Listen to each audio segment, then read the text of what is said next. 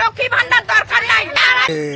Aunty কি বলছে জানেন, ওনাকে লক্ষ্মী ভান্ডার দরকার না। আপনারা দেখেছেন রাস্তাঘাটে বাইক গাড়ি একটা কাগজে একটু ভুলে যেন কত টাকা ফাইন দেয়।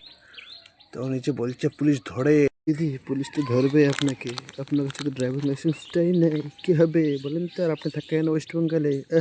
দাদি দিদি, বুলেটকে পুলিশ ধরে না, বুলেটের পিছনে পুলিশ দৌড়াই। দিদি আপনি হয়তো জানেন না, বুলেটে বসেন যে কোনোদিন। দিদি দারু বিক্রির জন্য বলা হয় যে হোম ডেলিভারি দেওয়া হবে। কি কি কি কি কি বলেন আপনি? হোম ডেলিভারি দেওয়া হবে? দারু! ও মাই গড! সেখানে পুলিশ দাদারা লাইন করা ছিল, টাকা ট্যাক্স পুলিশ দাদারা কি দারু খায় না? ওইন খাবে না? আপনার কথা মানেটা কি? ওরা খাবে না, লাইনে দাঁড়াবে না? এটা কেমন ধরনের কথা দিদি? ট্যাক্সের টাকা গাড়িতে ধরে ড্রাইভার দাদারা আজকে ফ্যামিলির জন্য। কি দিদি, পুলিশরা ধরে আর ফ্যামিলির টানে?